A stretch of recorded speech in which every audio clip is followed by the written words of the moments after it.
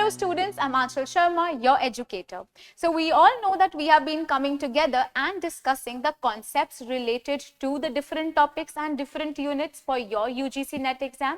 In this video also, we are going to discuss important topics from your teaching aptitude section that can be asked in your exam. So in today's video, the concept that we are going to discuss is what? It is the levels of teaching. Now let us look at this diagram. So there are three levels of teaching which we all know.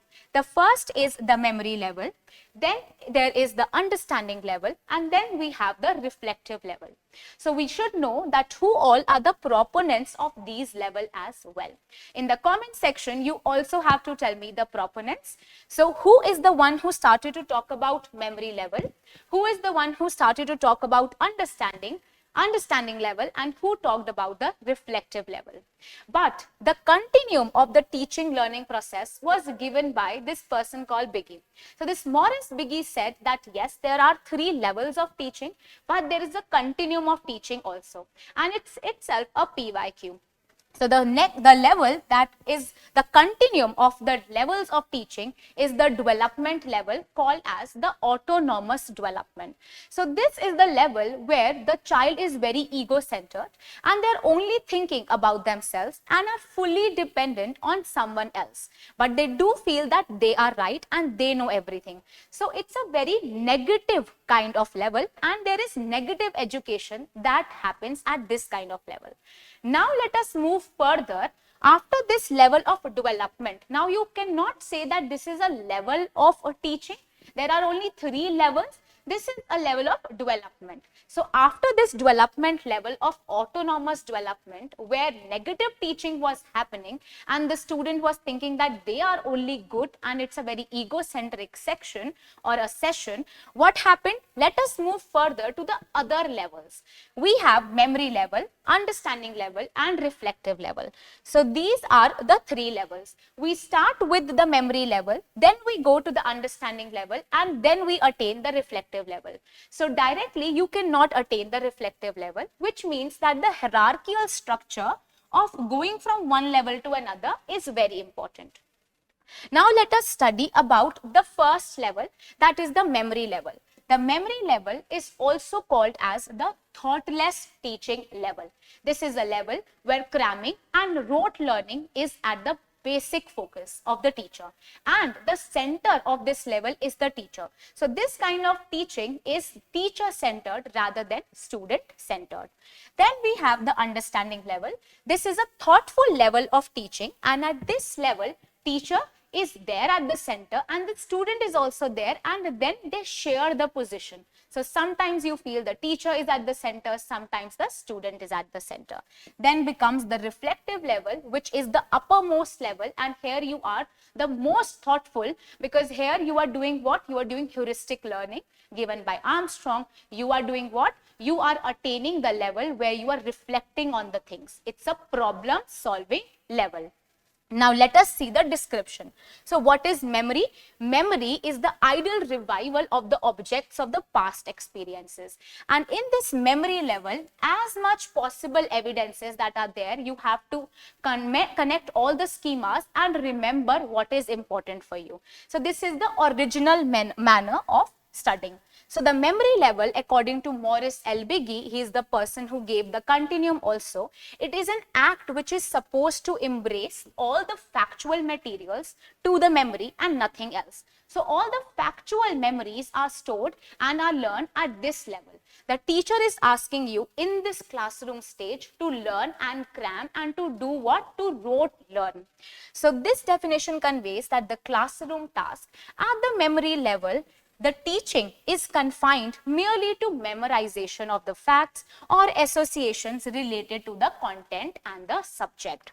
The information, facts, and the body of the content are presented before the learner in such a way that this can yield better results. So making you learn alphabets or making you learn the basic concept first time, the teacher is giving you facts and figures. This is what? This is your memory level, where your understanding is not yet developed. How do you learn at this phase? You can do learning There can be retention that is important. You have to recall and you recognize. So these are the basic syntax that are only followed at this level. It's a very basic kind of learning and no understanding is developed. But it's what is done? Rote learning is done. Here only the memorization of the facts are more important. What is the syntax? Here the preparation of the statement and the aim and the objective are done. The presentation is done. Comparison and associations are created so that you remember it for a longer period of time. Here generalization is done so that you can give examples, real life examples ke saath when you connect it, you are going to remember it for a longer period of time. And then there is application. So the teacher will present the content. The teacher will first of all have an objective, present the content, make you remember. This is how the schemas are created. Give you general life experiences for you to remember it for a longer period of time, and then you will apply it. Then comes the understanding level. This is the thoughtful level teaching where you will create the understanding, or you will understand the relationship between the facts, the principles, or what the aims and whatever you want to do. Right? That is your understanding level. Understanding level teaching is a more deliberate teaching method in which students interact with the concepts. As the name implies, you comprehend as well. You comprehend the content. You not only learn or cram the content, but you comprehend and understand it as well. They evaluate the concept. They bring together the facts and the other notions that are also associated with it.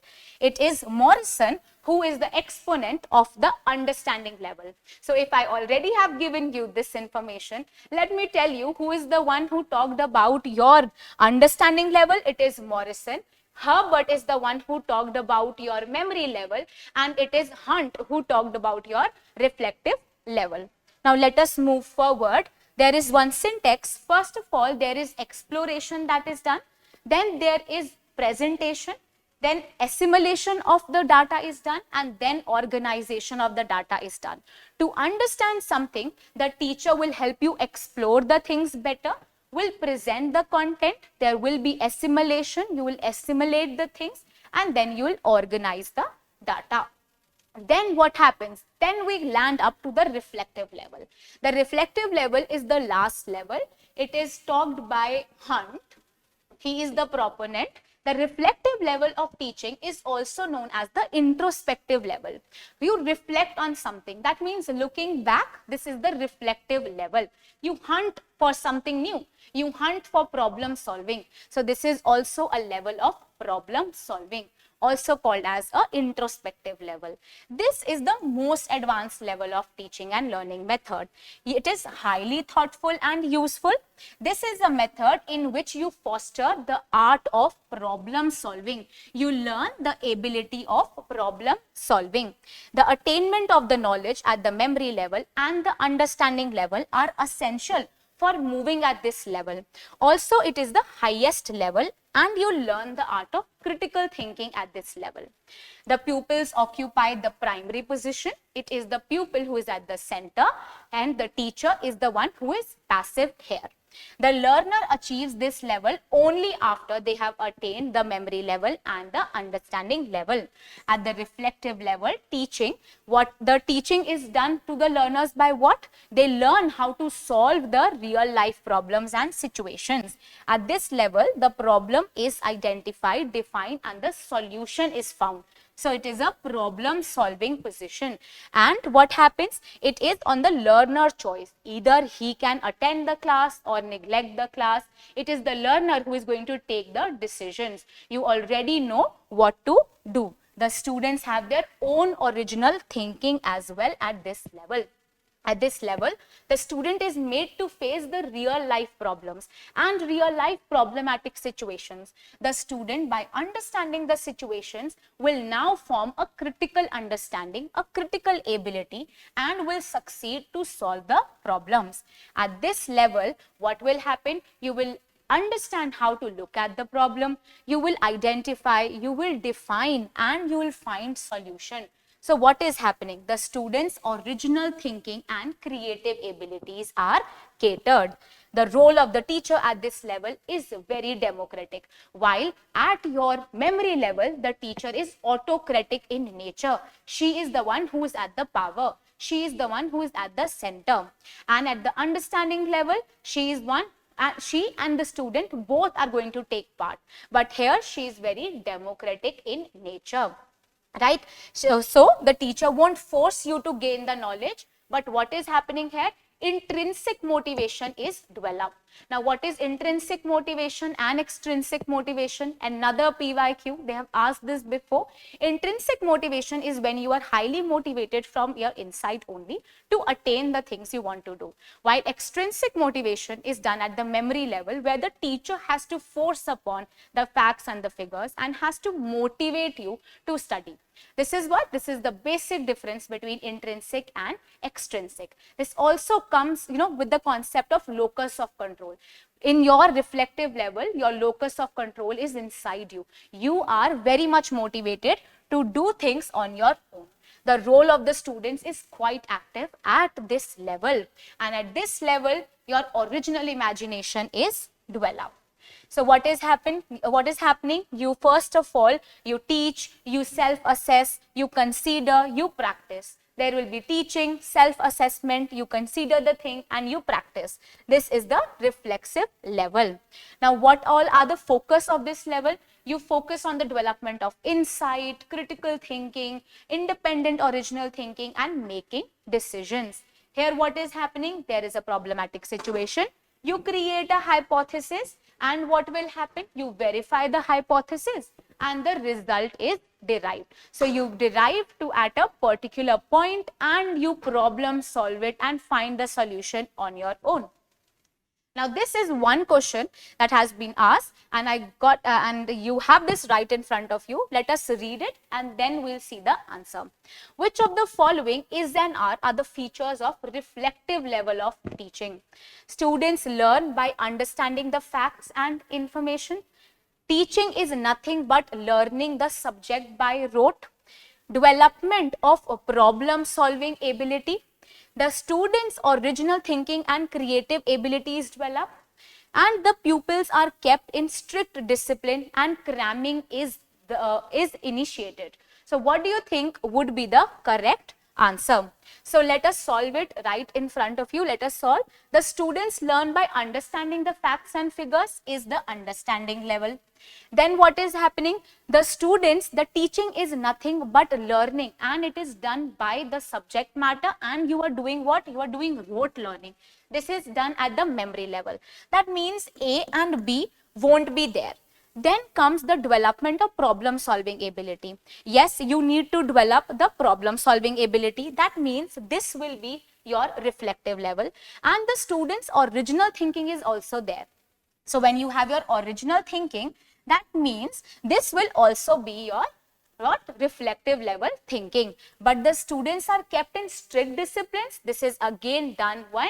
This is again done in your memory level. That means E won't be the correct answer. So C and D are the correct options and here you have your answer right in front of you. That is D. So this is how you can solve the questions. You should know that there is a continuum between the levels of teaching. There is memory level, understanding level and reflective level.